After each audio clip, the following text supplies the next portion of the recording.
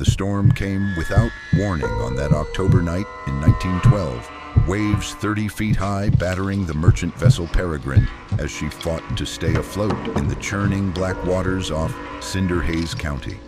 Captain Armitage strained his eyes through the driving rain, searching desperately for the beacon that would guide them safely past the jagged rocks of Serpent's Tooth. For 40 years, that light had been salvation for every ship that passed these treacherous waters. Then, in the vessel's darkest hour, the light vanished. What happened next was no accident. As the Peregrine shattered against the granite teeth of the reef, figures moved across the rocks with practiced efficiency, their lanterns bobbing like malevolent fireflies. They carried hooks, ropes, and blades, and they worked with the cold precision of men who had done this many times before. Before we go on, tell me in the comments where you are watching from. If this is your first time here, subscribe, because the story I am about to tell goes beyond anything you can imagine. For 40 years, the guardians of Serpent's Tooth Lighthouse were not protectors of the sea, but predators who fed upon it.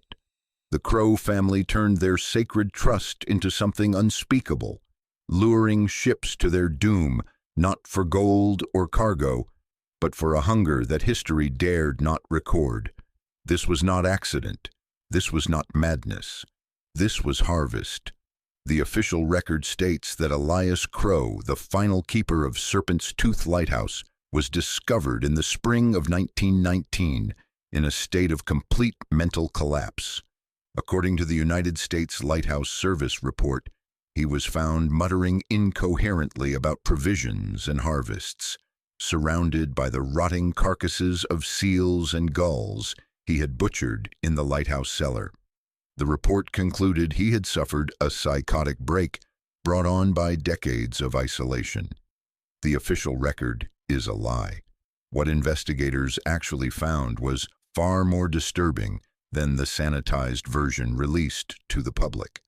3 generations of the Crow family had operated that lighthouse, and according to a deathbed confession from a shipwreck survivor, they had been systematically luring vessels to destruction for over 4 decades. The wrecks were not accidents of nature or incompetence. They were calculated murders designed to harvest both cargo and something far more grotesque.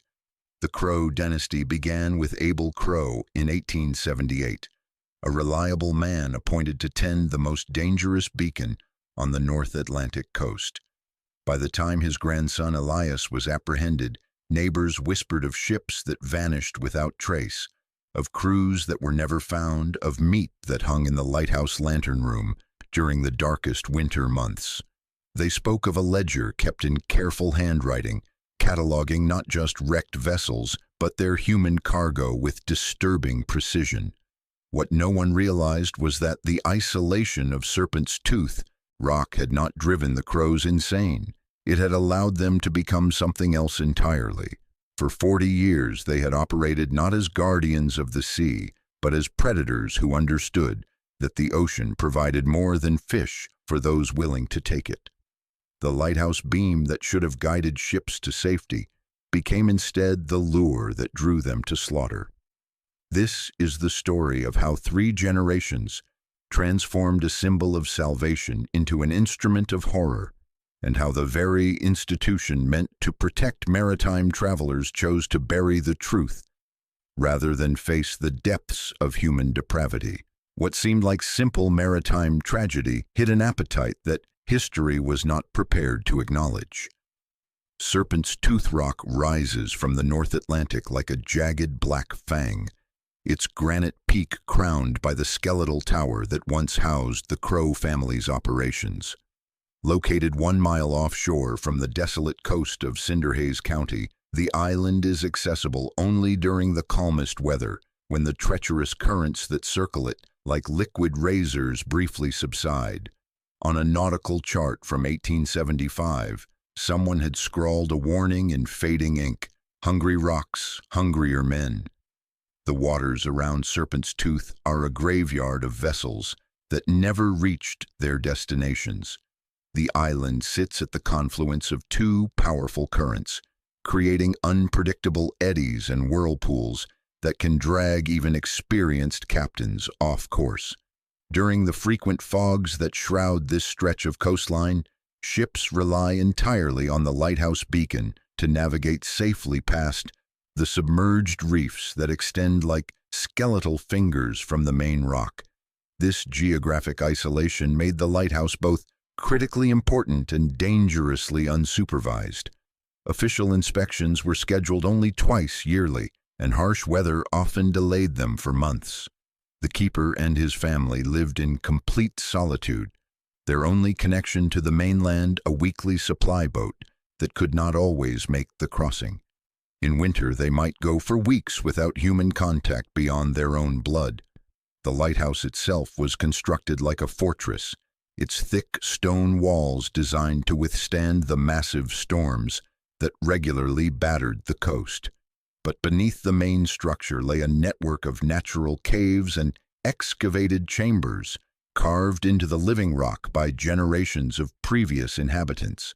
These spaces, invisible from the sea and unknown to official blueprints, provided the perfect concealment for activities that required absolute secrecy. The Crows understood their geography better than any map could show. They knew precisely when the fog would roll in to provide cover, which currents would carry debris out to the deep ocean, and how the sound of crashing waves would muffle any noise from their nocturnal activities. They learned to read the sea like a predator reads prey, understanding that nature itself would be their most reliable accomplice. Most importantly, they grasped the fundamental truth of their position. They were the only light for miles, the sole beacon of safety in waters that killed without mercy. Ships had no choice but to trust them, to follow their signal blindly through the darkness. This isolation didn't just allow secrets to flourish, it demanded them.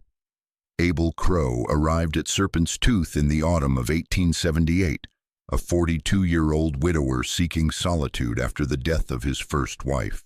The United States Lighthouse Service posting ledger described him as reliable, experienced, and possessed of the temperament necessary for extreme isolation. What they could not have known was that Abel's grief had carved something hollow inside him, a void that the endless rhythm of waves and fog would gradually fill with darker purposes. For the first 12 years, Abel maintained the light with mechanical precision. His second wife, Martha, had joined him on the rock in 1880, bringing warmth and humanity to the stark tower. She tended a small garden in the protected alcove behind the lighthouse, cooked meals that filled their quarters with the scent of herbs and bread, and wrote cheerful letters to her sister on the mainland describing their peaceful, if lonely, life. Martha's death in 1890 changed everything. The official cause was listed as consumption, but the isolation had made her medical care impossible. Abel watched helplessly as fever consumed her over 3 agonizing weeks, her coughing echoing through the stone chambers until it finally stopped. He buried her in the small plot behind the lighthouse, marking her grave with a simple wooden cross that the salt spray would gradually erase. The first intentional blackout occurred less than a month after Martha's funeral. A merchant vessel, the Starling, foundered on the rocks during a November storm when the lighthouse beam mysteriously failed. Abel reported mechanical difficulties with the lens apparatus, explaining the tragedy as an unfortunate equipment failure. What he did not report was how he had felt watching from his darkened tower as the ship broke apart, how the screams of drowning men had mixed with the wind to create a symphony that soothed the ache in his chest. By the time Abel's son Silas joined him permanently in 1895, the pattern was established. Silas, then 23 and recently discharged from the Merchant Marine after a suspicious incident involving missing cargo, proved receptive to his father's new understanding of their role. Abel taught him to read the weather signs that would provide cover, to identify vessels heavy with valuable cargo, and to extinguish the light with surgical timing. More disturbing was what Abel taught Silas about the aftermath. The elder Crow had discovered that the isolation which had driven him to despair also provided perfect concealment for activities that would horrify civilized society. The wrecked ships yielded more than gold and timber. They provided provisions that could sustain a man through the longest winter when supply boats could not make the crossing. When Abel died in 1901, found frozen at his post during a particularly vicious storm, Silas assumed control of both the lighthouse and the family's terrible tradition. Unlike his father, who had been driven to darkness by grief, Silas embraced their purpose with an enthusiasm that suggested he had been born for it. Neighbors later claimed they could hear him talking to the rocks during his solitary walks, carrying on animated conversations with invisible companions. Silas's son, Elias, was born on Serpent's Tooth in 1903, delivered by his father during a winter storm that lasted 3 days. The boy grew up knowing no other world than the lighthouse and its secrets, learning to tend the beacon and extinguish it with equal skill. By the time Silas died in 1915, allegedly falling from the rocks during a maintenance inspection, Elias had inherited not just a lighthouse, but a legacy of calculated horror that he understood as naturally as breathing. The Crow Line was becoming something that saw shipwrecks not as maritime tragedy, but as providence delivered by a sea that provided for those willing to harvest its gifts. The merchant vessel Starling met her end on the jagged teeth of Serpent's Tooth during the bitter November storm of 1895. Her hull split open like a ripe fruit against the granite reef.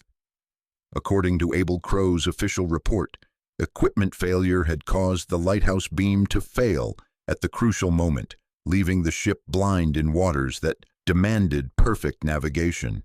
23 souls were lost that night, their bodies claimed by currents that would carry them far from any shore. But one man survived. Thomas Hartwell, a cargo supervisor from Boston, managed to reach the rocks as his ship disintegrated around him.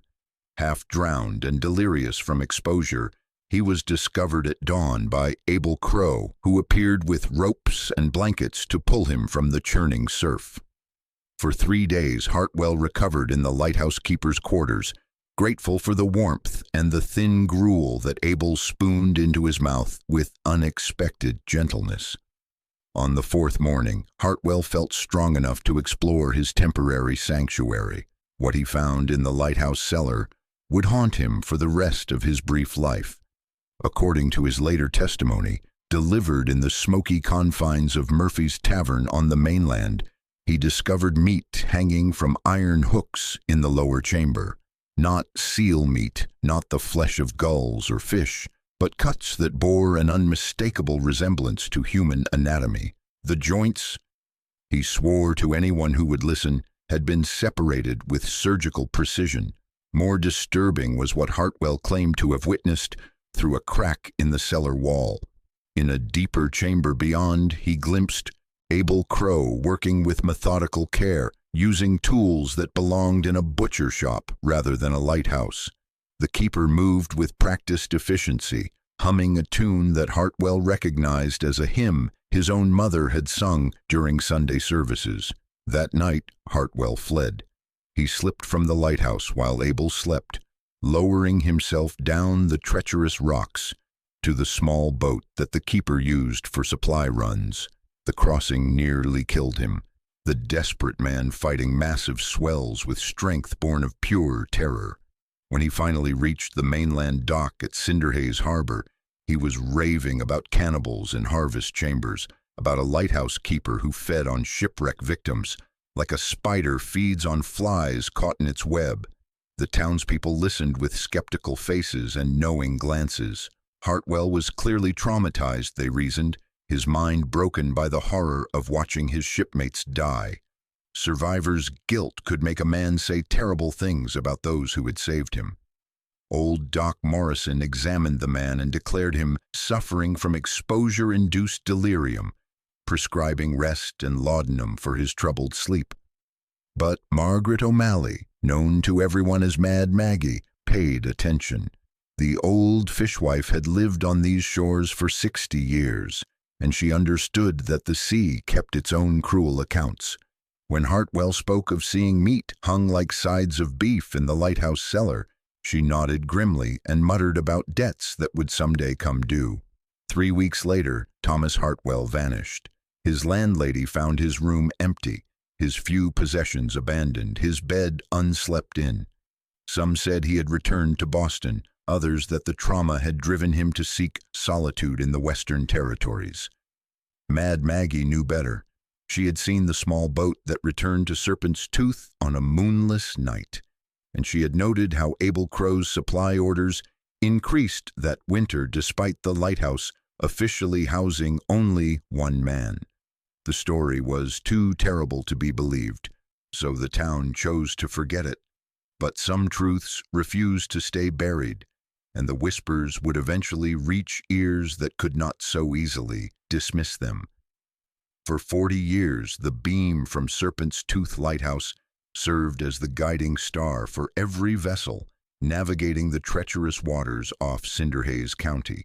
Maritime charts marked it as a critical waypoint, the one reliable landmark that could guide ships safely through the maze of submerged reefs and unpredictable currents that had claimed countless vessels throughout history.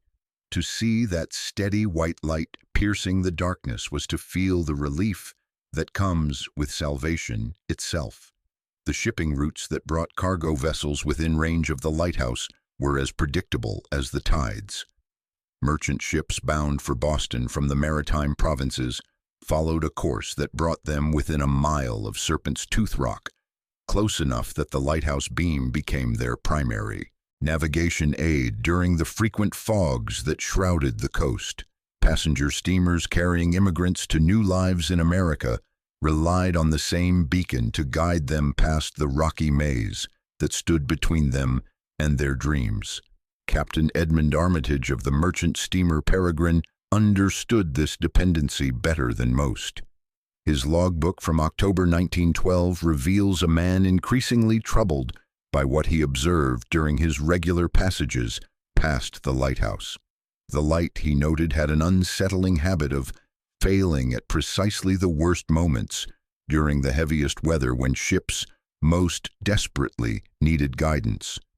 More disturbing were Armitage's observations about the lighthouse keeper himself. During supply runs to the island, the captain noted that Silas Crow possessed an uncanny ability to predict which ships would encounter difficulties in the passage. The keeper would often prepare salvage equipment days before a wreck occurred, explaining his foresight as the wisdom of experience. He spoke of the sea with an intimacy that made Armitage deeply uncomfortable, referring to storms and shipwrecks as if they were old friends arriving for scheduled visits. The Crow family had cultivated a reputation for reliability that made their periodic failures all the more tragic. When vessels foundered on the rocks during equipment malfunctions, the lighthouse service received reports of a keeper who risked his own life attempting rescue operations. Silas Crow was officially commended twice for his courage in recovering survivors from wrecked ships, though these survivors invariably died from their injuries before reaching mainland medical care. What ship captains could not have known was how thoroughly the Crows had studied their prey. 3 generations of lighthouse keepers had observed the patterns of maritime traffic with predatory patience, learning to identify vessels heavy with valuable cargo by the way they sat low in the water. They understood which routes brought ships closest to the rocks, which weather conditions would mask the sounds of destruction, and which tides would carry evidence far from investigating eyes. The trust placed in lighthouse keepers was absolute and unquestioned. These men were seen as maritime saints, guardians who sacrificed comfortable lives on shore to protect strangers from the sea's violence. Their word was accepted without doubt, their reports filed without investigation. When they spoke of equipment failures and rescue attempts, officials nodded sympathetically and praised their dedication to duty. This trust became the crow's most effective weapon. Ships approached their light with confidence, captains plotting courses that brought their vessels within perfect range of the carefully timed blackouts that would seal their fate. The lighthouse was salvation to every sailor on the dangerous coast, and that faith made it perfectly lethally effective. The mechanism of murder was as precise as clockwork, refined over 4 decades into a system that left nothing to chance. When weather conditions were perfect, when fog provided natural concealment and storms offered plausible cover for tragedy, the crows would begin their preparation with methodical care. The lighthouse beam that had guided vessels safely for generations could be extinguished with a simple manipulation of the lens apparatus, a technique that Abel had perfected during his years of legitimate service. Timing was everything. The light would fail at the precise moment when ships were most vulnerable, when captains had committed to courses that brought them dangerously close to the submerged reefs. Too early, and vessels might alter course to safety.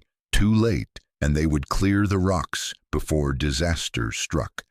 The crows had learned to read approaching ships like predators studying prey, calculating speed and trajectory with deadly accuracy. When the inevitable occurred, when hulls split against granite teeth and masts snapped like kindling, the family would launch their small boat under cover of storm and darkness. They moved through the wreckage with practiced efficiency, separating cargo from what Elias's ledger euphemistically termed fresh provisions. Valuable goods were secured first, but the real harvest required more delicate handling. The lighthouse cellar had been converted into something that would have horrified any civilized observer. Iron hooks descended from the stone ceiling, positioned over drainage channels that Abel had carved into the living rock. These channels led directly to the sea, allowing blood and waste to be washed away with each tide. The tools arranged along the walls belonged in an abattoir rather than a maritime facility. Their edges kept razor sharp through constant maintenance. According to the coded entries in Elias's personal ledger, discovered years later during the official investigation, the process that followed each wreck was systematic and thorough. Bodies were processed with butcher's precision, choice cuts separated and preserved in the natural icehouse that lay deep within the island's granite core. The cold chambers, carved by previous inhabitants and expanded by successive generations of crows, could preserve flesh for months in the bitter temperatures that never rose above freezing. If you're finding this as disturbing as I am, please consider subscribing so you never miss these dark chapters of hidden history that institutions tried to bury. The ledger's cryptic symbols told their own horrific story. A simple fish drawn next to wreck dates indicated few survivors, easy prey for men who had learned to kill with surgical precision. But the hooked fish symbol appeared beside the most profitable disasters, marking occasions when large crews provided abundant harvest.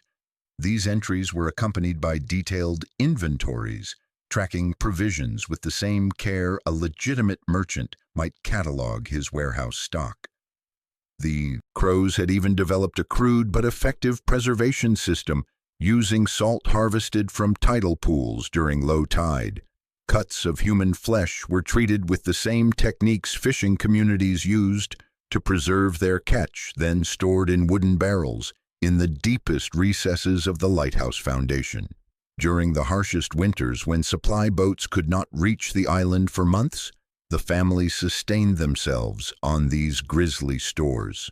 More disturbing was the evidence that the practice had evolved beyond simple survival. Elias's ledger contained what appeared to be recipes, detailed instructions for preparation that suggested the family had developed preferences, favorite methods of cooking their human prey. The clinical precision of these notes revealed minds that had long since abandoned any connection to moral constraint. The system was perfect in its horrible efficiency, accounting for every variable that might expose their crimes. Storm patterns provided cover, tidal charts ensured evidence would be carried far from shore, and the isolation of Serpent's tooth rock guaranteed that no witness would survive to testify. For 40 years, the machine operated without detection, fed by the trust that mariners placed in lighthouse keepers and protected by the assumption that such horrors could not exist in civilized waters. It was gruesome but flawless, with only one possible point of failure, the one weakness that would ultimately destroy them, a conscience that refused to stay buried. Inspector Thomas Abernathy arrived in Cinderhaze Harbor on a gray April morning in 1919, dispatched by the United States Lighthouse Service to investigate reports of irregularities at Serpent's Tooth. The official complaint was mundane: missed signal schedules, delayed correspondence, and the failure to report routine maintenance. What Abernathy expected to find was bureaucratic negligence, perhaps a keeper grown careless after years of isolation. He had barely stepped off the supply boat when Margaret O'Malley accosted him on the weathered dock. Mad Maggie, as the townspeople called her, was a fixture of the harbor, an ancient woman whose mind was supposedly addled by grief and gin. Her husband had died in a fishing accident years before, they said, and she had never recovered from the loss. Most people crossed the street to avoid her rambling monologues about sea monsters and cursed waters. But on that April morning, Maggie's eyes burned with a clarity that made Abernathy pause. She grabbed his sleeve with surprising strength, her weathered fingers digging into the wool of his coat as she pulled him aside. Her breath smelled of fish and desperation as she whispered her terrible story, words tumbling over each other in her haste to be heard before someone silenced her. According to Maggie, her husband Patrick had not died in any fishing accident. He had been the Thomas Hartwell who survived the Starling disaster in 1895, a man so traumatized by what he witnessed at the lighthouse that he had taken a new name and tried to disappear into the anonymous community of fishermen. For 20 years, he had lived with the knowledge of what the crows were doing to shipwreck survivors, the memory eating at him like a cancer. Patrick had described the lighthouse cellar in horrific detail, Maggie insisted, speaking of meat that hung from iron hooks and tools that belonged in a butcher shop rather than a maritime facility. He had seen Abel Crow working in deeper chambers beyond the main cellar, processing human flesh with the same care a fisherman might clean his catch. The keeper had hummed hymns while he worked, Patrick said, sacred music that made his actions all the more obscene. More disturbing was what Patrick claimed to have witnessed through gaps in the cellar walls. According to his wife's testimony, he had seen barrels marked with strange symbols, stores of preserved flesh that could sustain the lighthouse family through the harshest winters. The crows, he whispered to his wife during sleepless nights, had developed a taste that went beyond mere survival. Inspector Abernathy listened with growing unease as Maggie described her husband's final months. Patrick had begun talking about returning to the lighthouse, she said, about confronting the crows and ending their terrible harvest. He spoke of justice and moral duty, of sins that demanded punishment regardless of the cost. On the night he disappeared, she had found him sharpening his fishing knives and muttering prayers for courage. The official story was that Patrick O'Malley had been swept overboard during a storm, his body claimed by the same waters that had taken so many others. But Maggie knew better. She had seen the small boat that visited their dock on moonless nights, had watched Abel Crow himself, speaking quietly with her husband before they disappeared together into the darkness. Patrick had returned to Serpent's Tooth, but not as the avenging conscience he had hoped to become. Inspector Holloway, Abernathy's superior, dismissed Maggie's testimony with bureaucratic efficiency. The woman was clearly disturbed, he declared, her mind broken by the loss of her husband and her poverty. Grief could make people say terrible things, invent elaborate conspiracies to explain simple tragedies. The lighthouse service had more important concerns than the ravings of a fisherman's widow. But as Abernathy prepared for his inspection of Serpent's tooth rock, Maggie's words echoed in his mind with uncomfortable persistence. Her story was too detailed to be pure invention, too specific in its accusations to be dismissed as mere madness. She spoke of the lighthouse with an intimacy that suggested genuine knowledge, describing chambers and passages that did not appear on any official blueprint. Most troubling was the way her testimony aligned with other whispered rumors that Abernathy had heard during his brief time in Cinderhaze Harbor. The lighthouse keeper's uncanny ability to predict shipwrecks, the way supplies disappeared faster than official records could account for, the strange symbols that fishermen claimed to see carved into driftwood that washed ashore after storms. Individually, these stories meant nothing, but together they formed a pattern that made Abernathy deeply uncomfortable. Her words had planted a seed of dread that the official investigation could not uproot, a growing conviction that his inspection of Serpent's tooth would reveal horrors that bureaucratic reports could never adequately describe. The Lighthouse Service investigation team reached Serpent's tooth rock on a calm morning in late April, their supply boat navigating the treacherous currents with practiced caution.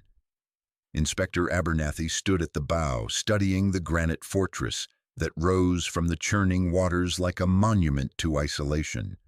The lighthouse tower itself appeared normal, its white-painted stone gleaming in the spring sunlight, but something about the place felt fundamentally wrong. They found Elias Crow in the lamproom at the top of the tower, seated before the great lens apparatus and muttering incoherently to invisible companions. The final keeper of Serpent's tooth was a gaunt scarecrow of a man, his clothes hanging loose on a frame that appeared to have been carved from driftwood.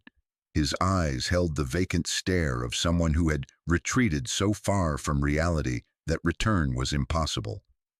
As the investigation team secured Elias and began their systematic examination of the lighthouse, a pattern of disturbing discoveries emerged. The living quarters reeked of decay and neglect, furnished with objects that clearly did not belong to any lighthouse keeper. Fine china salvage from passenger ships sat beside navigation instruments bearing the names of vessels that had vanished without trace. A collection of pocket watches, their inscriptions telling stories of men who would never return home, lay scattered across tables thick with dust and grime. The main cellar revealed horrors that seemed to confirm the darkest rumors about the Lighthouse family. Iron hooks descended from the stone ceiling, positioned over drainage channels carved into the living rock.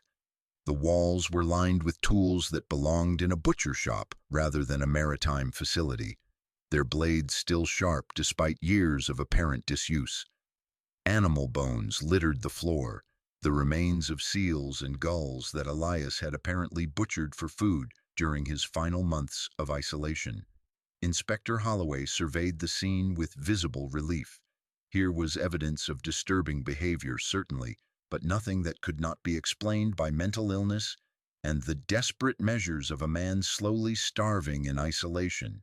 The animal remains, the makeshift butchery setup, the hoarded salvage from wrecked ships, all of it painted a picture of gradual psychological collapse rather than systematic murder. But as the team cataloged their findings, Abernathy noticed something that his superior had missed. A draft of cold air seemed to flow from the solid stone wall at the back of the cellar, carrying with it a smell that made his stomach clench with recognition. It was not the scent of rotting seaweed or dead fish that one might expect in a coastal cave. This was something far more unsettling, a sweetly corrupt odor that spoke of flesh long preserved in unnatural cold. When Abernathy mentioned the draft to Holloway, his superior dismissed the observation with bureaucratic impatience. They had found what they came to find, he declared, a madman who had been living like an animal in the ruins of his former life. The case was solved, the lighthouse would be automated, and Elias would be committed to an asylum where he could receive proper care. the investigation team prepared to depart with their prisoner, satisfied that they had uncovered nothing more sinister than the tragic breakdown of an isolated man. Official photographs were taken of the main cellar, documenting the animal bones and crude butchery setup that would support the insanity verdict. The strange draft from the back wall was noted in passing as a curiosity of the lighthouse's construction. But Abernathy lingered as his colleagues loaded their boat, drawn back to that stone wall by an instinct he could not name. The cold breath of air continued to flow from what appeared to be solid granite, carrying its burden of corruption up from depths that official blueprints insisted could not exist. As the supply boat prepared to depart Serpent's Tooth for the final time, carrying Elias Crow away from the only home he had ever known, only Abernathy understood that they had barely scratched the surface of the lighthouse's secrets. The real horror lay not in what they had found, but in what they had failed to discover behind that innocent-looking wall. Abernathy alone felt the cold breath of the rock's true secret, and he knew with growing certainty that the investigation was far from over. Before departing Serpent's Tooth Rock, Inspector Abernathy conducted one final search of Elias Crow's personal quarters, driven by an instinct that the official investigation had missed something crucial. Hidden beneath a loose floorboard in what had once been the keeper's bedroom, he discovered a leather-bound journal that would transform his understanding of the Lighthouse family's activities. The ledger was a masterpiece of methodical horror, its pages filled with Elias's careful handwriting, documenting 4 decades of systematic murder. What appeared at first glance to be routine maintenance records revealed themselves under closer scrutiny as something far more sinister. Each entry was dated with precision, noting weather conditions, ship positions, and the timing of what Elias euphemistically termed equipment failures. The columns were labeled in innocuous terms that would mean nothing to casual observers. Cargo referred to traditional salvage from wrecked vessels, gold and silver and fine goods that could be converted to currency during supply runs to the mainland. Fresh provisions documented something that made Abernathy's hands shake as he deciphered the coded entries, a systematic inventory of human flesh harvested from shipwreck victims.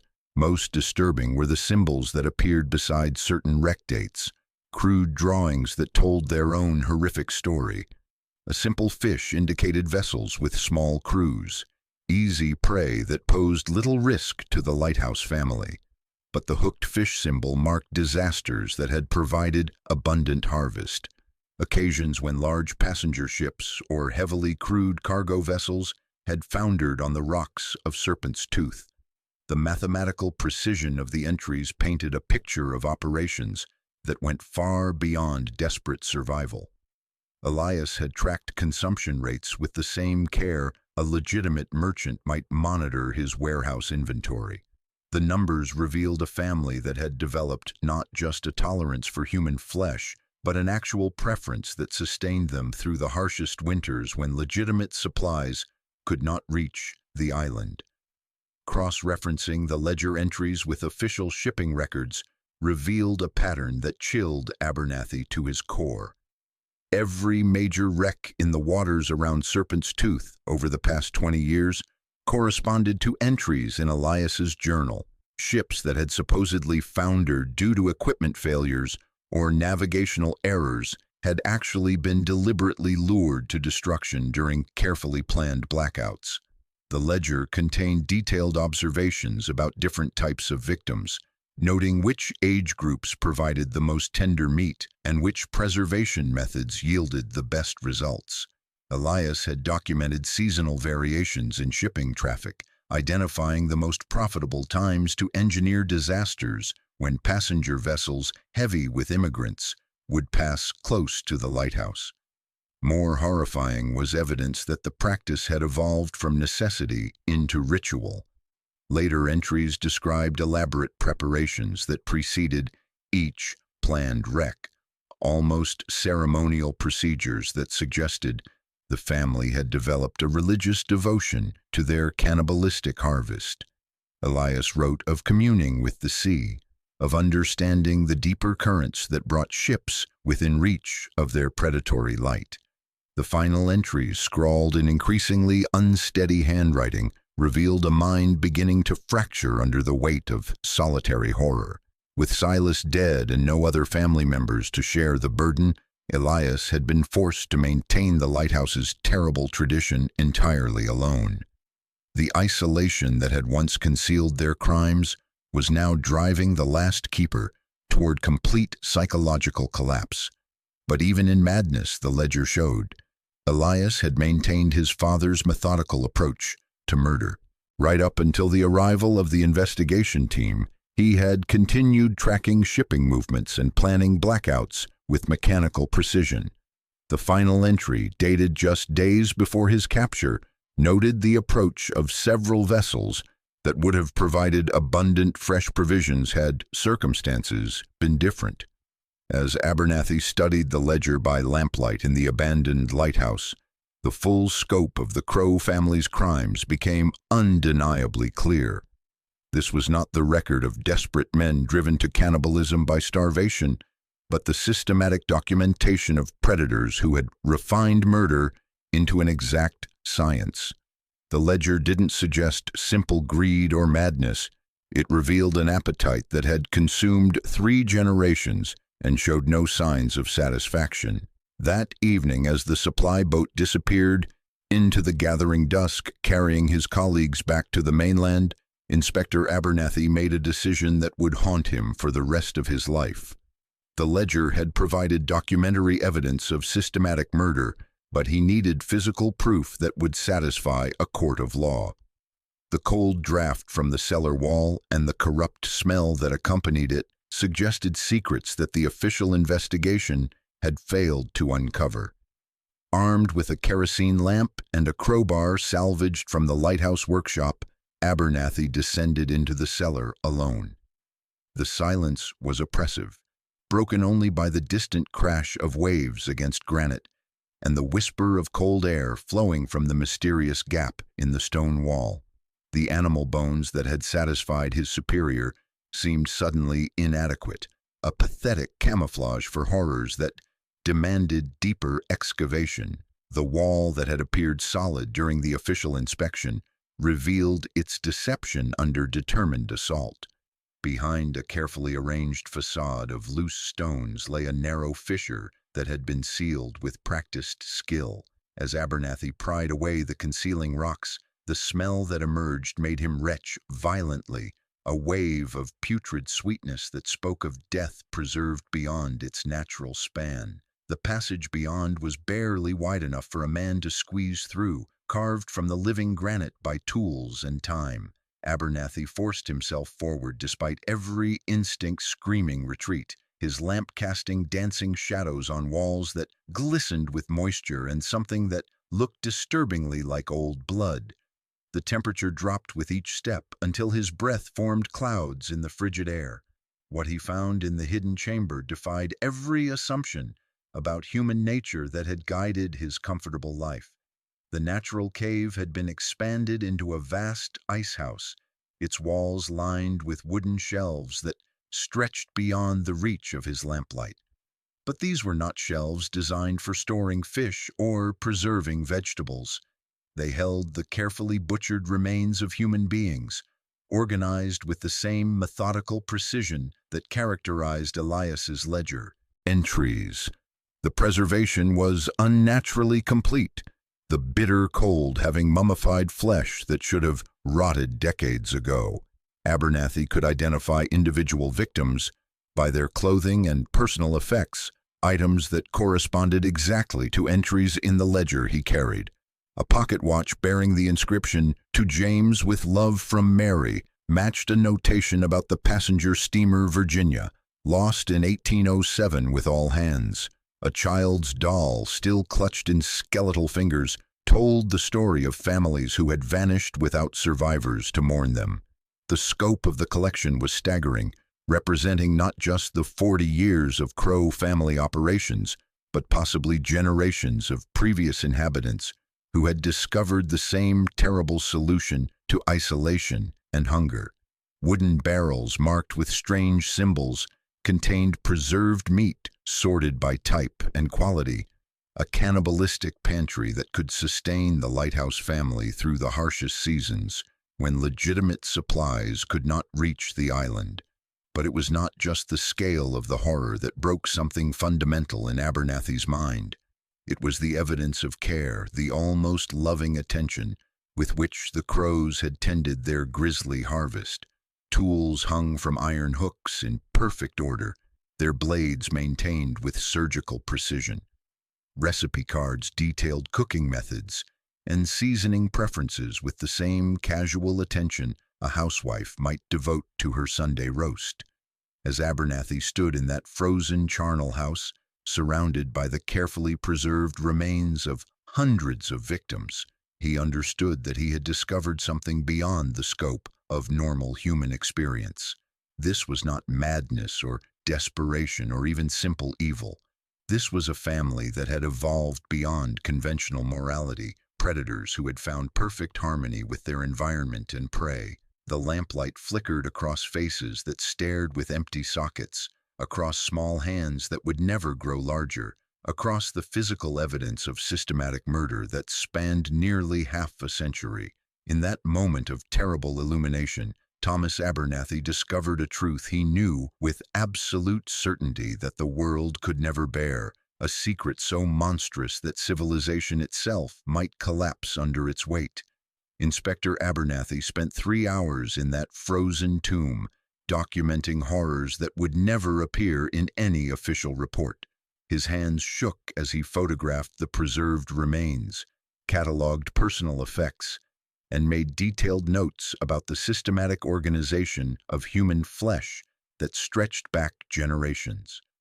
The evidence was overwhelming, undeniable proof that the Crow family had operated as cannibalistic predators for decades under the protection of their lighthouse posting. But as dawn broke over Serpent's tooth rock, painting the granite walls of the ice house in pale gold light, Abernathy faced a choice that would define the rest of his life. He possessed conclusive evidence of the most horrific crimes in maritime history, proof that would destroy not just individual reputations, but the entire foundation of public trust in the institutions meant to protect innocent travelers. The United States Lighthouse Service had unknowingly facilitated systematic murder for 40 years, appointing and supervising keepers who used their sacred trust to lure victims to their deaths. Every ship captain who had relied on the Serpent's tooth beacon, every maritime chart that marked it as a safe waypoint, every official report that praised the Crow family's dedication, all of it would be revealed as complicit in unspeakable horror. Abernathy understood with crystalline clarity what publication of his discoveries would mean. Congressional investigations would destroy careers and collapse the Lighthouse Service entirely. Public panic would make coastal navigation impossible as mariners lost faith in every beacon along the shore. Shipping companies would face lawsuits that could bankrupt entire fleets, while grieving families demanded answers about loved ones who had vanished without explanation. More disturbing was the broader implication of his discovery. If the Crows could operate undetected for 4 decades, how many other lighthouse keepers might be hiding similar secrets? The very concept of maritime safety would crumble as the public realized that their protectors might actually be predators, that the lights they trusted for salvation could be lures designed for slaughter. As Abernathy stood among the preserved remains of hundreds of victims, he made a decision that would haunt his conscience forever. Working with methodical determination, he began to reseal the fissure that led to the ice house, carefully replacing the stones that had concealed the passage for so many years. Each rock he positioned felt like a tombstone, sealing not just the physical evidence, but the truth itself. The official story would remain unchanged. Elias Crow was a madman who had suffered psychological collapse after years of isolation, driven to butcher animals and hoard salvage from shipwrecks. The disturbing cellar discoveries could be explained as the desperate actions of a starving man, while his incoherent ravings about harvests and provisions would be dismissed as the delusions of mental illness. Inspector Holloway received Abernathy's final report with visible relief, praising his subordinate's thorough investigation and professional handling of a tragic case. The lighthouse would be automated as planned, eliminating any possibility of future incidents. Elias Crow would spend his remaining days in an asylum, his terrible knowledge dismissed as the fantasies of a broken mind. But that night, alone in his mainland hotel room, Abernathy began writing a different kind of document. His private letter, meant to be opened only after his death, contained the full truth about Serpent's tooth rock and the price of institutional preservation. He described every detail of the hidden ice house, cataloged the evidence he had found and deliberately concealed, and confessed the choice that had saved the Lighthouse service at the cost of his own soul. The public would never know that their government had discovered irrefutable proof of systematic cannibalism and chosen silence over justice. They would never learn that the very institution meant to protect maritime travelers had actively covered up evidence that might have prevented future horrors. The families of victims would never receive the closure they deserved, never understand the fate that had befallen their loved ones. As Abernathy sealed his confession in an envelope marked for posthumous delivery, he understood that he had become complicit in the very crimes he had uncovered. The greatest horror was not that the Crows had been cannibalistic murderers, but that the system designed to prevent such atrocities had chosen institutional survival over human justice. The real crime was not what had happened in that lighthouse, but the silence that followed, a betrayal that transformed every future victim into a casualty of bureaucratic cowardice. The automation of Serpent's Tooth Lighthouse proceeded with bureaucratic efficiency, the ancient beacon replaced by a modern system that required no human keeper. Steel and clockwork took the place of flesh and blood, eliminating forever the possibility that another family might use the lighthouse for predatory purposes. The official records noted this transition as a routine modernization, one of hundreds occurring along the American coast as technology rendered traditional keepers obsolete.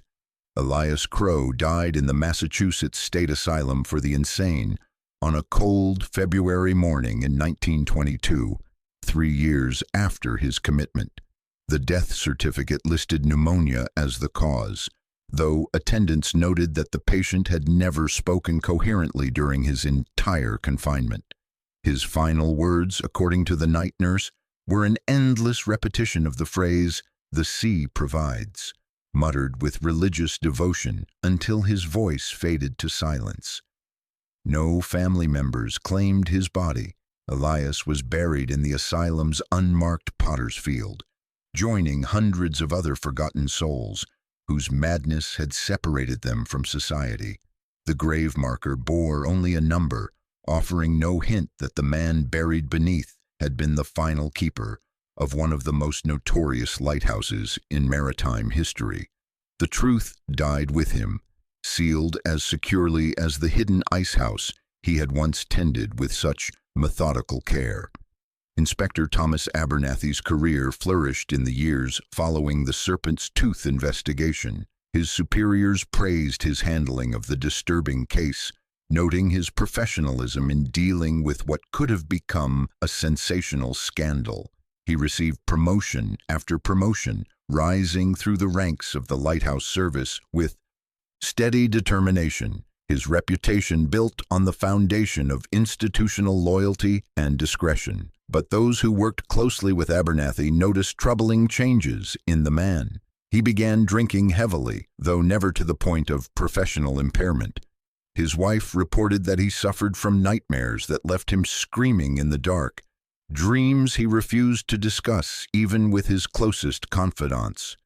He developed an obsessive habit of checking and rechecking lighthouse inspection reports, as if searching for evidence of horrors that might have escaped official notice. The burden of his terrible knowledge manifested in stranger ways as well.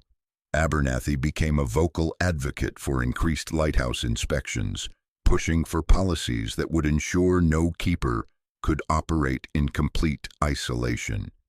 His colleagues attributed this dedication to professional thoroughness, never suspecting that their respected superior was haunted by visions of preserved flesh and the systematic organization of human remains. The legend of Serpent's tooth gradually transformed from terrifying reality into harmless folklore. Coastal residents told stories of the cannibal keeper to frighten children and entertain tourists, safe in the knowledge that the official investigation had found nothing more sinister than the tragic breakdown of an isolated man. The truth became myth, the myth became entertainment, and the entertainment gradually faded into the background noise of maritime history. Mad Maggie continued to wander the docks of Cinderhaze Harbor for another decade, muttering her warnings to anyone who would listen. But with Elias committed and the lighthouse automated, her testimony seemed increasingly irrelevant. She died in 1930, found frozen on the beach during a winter storm, her final words lost to the wind and waves that had claimed so many others. The official records remained clean and uncontroversial. Students of maritime history who studied the Serpent's tooth case found nothing more than a straightforward example of isolation-induced psychosis, a tragic but unremarkable incident that demonstrated the psychological toll of lighthouse keeping. The sanitized truth protected not just the lighthouse service, but the broader concept of institutional reliability that underpinned public trust in government. But in a safe in Abernathy's private study, his confession letter waited with the patience of granite, documenting horrors that bureaucratic convenience had buried beneath layers of official denial. The lighthouse service had successfully extinguished more than the beacon at Serpent's Tooth. They had extinguished the truth itself, trading justice for the preservation of public faith in systems too fragile to survive contact with genuine evil. By the 1980s, Serpent's Tooth had become a destination for urban explorers and amateur historians drawn to its reputation as the home of America's most notorious cannibal keeper. The automated lighthouse continued to function, its modern beacon sweeping across waters that had claimed countless vessels, but the rock itself had been abandoned to time and weather. Graffiti artists had decorated the lower walls with crude drawings, while treasure hunters periodically searched the ruins for artifacts from the Crow family's alleged crimes. The legend had evolved into something simultaneously more sensational and less threatening than the truth. Ghost tours operating out of Cinderhaze Harbor told sanitized stories of a mad keeper who may or may not have resorted to cannibalism during harsh winters, careful to emphasize that official investigations had found no conclusive evidence of murder. The tale had become entertainment, stripped of its genuine horror by the comfortable distance of decades and the reassuring presence of official denial. But nature has little respect for human efforts to bury inconvenient truths. During the severe winter storm of 1982, massive waves and hurricane-force winds battered Serpent's Tooth Rock with unprecedented violence. The storm surge carved new channels through the granite, while repeated freeze-thaw cycles cracked ancient stone that had stood unchanged for centuries. When the weather finally cleared, coastal survey teams making routine damage assessments discovered that the southern face of the island had partially collapsed. The landslide had exposed what appeared to be artificial chambers carved deep into the rock, spaces that did not correspond to any known lighthouse construction. More disturbing was the distinctive smell that emerged from the newly opened passages, a sickeningly sweet odor that suggested long-preserved organic matter. The initial investigation was conducted with the same bureaucratic discretion that had characterized the original 1919 inquiry. A small team of federal investigators, accompanied by forensic specialists, descended into the exposed chambers under strict orders to maintain absolute confidentiality. What they found exceeded even their worst expectations: a vast network of preservation chambers containing the mummified remains of what appeared to be hundreds of human beings. The discovery sent shockwaves through government agencies, still reeling from decades of congressional investigations into institutional cover-ups. Officials who had learned hard lessons from Watergate and other scandals understood that the Serpent's tooth revelations could destroy public trust in maritime safety agencies if they became known. The decision was made at the highest levels to classify the entire investigation and seal the site permanently. Within weeks, Serpent's tooth rock was declared a maritime hazard and placed under federal restriction. Official notices cited structural instability following the storm damage, warning that the island was unsafe for civilian access. A discreet Coast Guard patrol began monitoring the area, turning away curious visitors with explanations about dangerous conditions and environmental concerns. The few photographs that leaked from the original investigation were quickly suppressed, dismissed as hoaxes by officials who insisted that no significant archaeological discoveries had been made. Local newspapers that attempted to investigate the sudden restrictions found themselves stonewalled by federal agencies that refused to provide any information beyond vague references to public safety concerns. But in 1995, the estate sale of a retired Lighthouse service inspector named Thomas Abernathy yielded one final revelation. Among his personal effects, family members discovered a sealed envelope marked for posthumous opening, containing a detailed confession that corroborated every horrific detail suggested by the 1980s discovery. Abernathy's letter provided the missing context that transformed rumors into documented history, explaining not just what had happened at Serpent's Tooth, but why the truth had been systematically buried. The letter disappeared into government archives before any family member could make copies, but its existence confirmed what many had long suspected. The rock that had terrorized mariners for generations was not finished giving up its dead, and the institutions meant to protect the public were still choosing silence over justice, still trading truth for the preservation of comfortable lies. Today, Serpent's Tooth Lighthouse continues its automated vigil over the dark waters of Cinderhaze County, its modern beacon sweeping across the same granite reefs where the Crow family once harvested human flesh with methodical precision.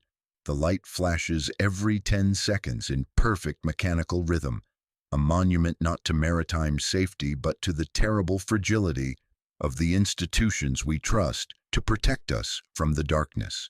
The official record remains unchanged, sanitized by decades of bureaucratic revision. Students who research the Serpent's Tooth case find only the story of Elias Crow's tragic mental breakdown, a cautionary tale about the psychological toll of isolation that serves to obscure far more disturbing truths. The systematic murder of hundreds of innocent travelers has been transformed into a footnote about the importance of mental health support for Lighthouse personnel. But the real horror of Serpent's Tooth was never the cannibalism itself, shocking though those crimes were.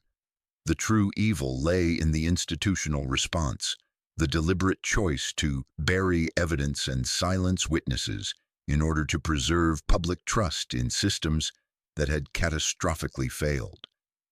Inspector Abernathy understood this when he wrote his final confession, acknowledging that his decision to conceal the truth had made him complicit in every crime the Crow family had committed. The cover-up revealed something fundamental about the nature of institutional power and the price of maintaining public faith in governmental protection. When faced with evidence that would shatter citizen confidence in maritime safety, officials chose the comfortable lie over the devastating truth.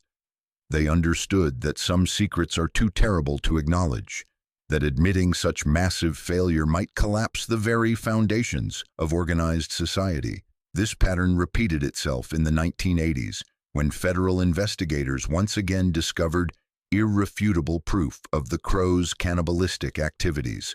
Rather than finally providing justice for the victims and their families, authorities chose to classify the evidence and seal the site, perpetuating a cover-up that had already endured for more than 6 decades.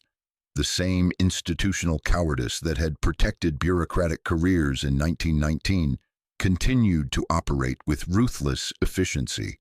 In his private letter, never meant for publication, Abernathy wrote that he had preserved the Lighthouse Service's honor at the cost of his own soul. But perhaps he was wrong about whose honor he had actually preserved. Perhaps what he had really protected was not institutional integrity, but institutional convenience, the comfortable illusion that governments exist to serve justice rather than their own survival. The automated light at Serpent's tooth flashes on, indifferent to the human remains that still lie frozen in chambers below the waterline, indifferent to the families who never learned the fate of their vanished loved ones. It serves as a reminder that some lights don't guide travelers safely home. They only illuminate how deep the darkness goes when those meant to protect us choose preservation over truth. If you found this story as chilling as I did researching it, please subscribe, because there are more buried truths waiting to be uncovered, more chapters of hidden history that powerful institutions hoped would never see light. The real lesson of Serpent's Tooth is not about the monsters who prey on human flesh, but about the far more dangerous monsters who prey on human trust, trading justice for the preservation of comfortable lies that keep us sleeping soundly while darkness continues to feast.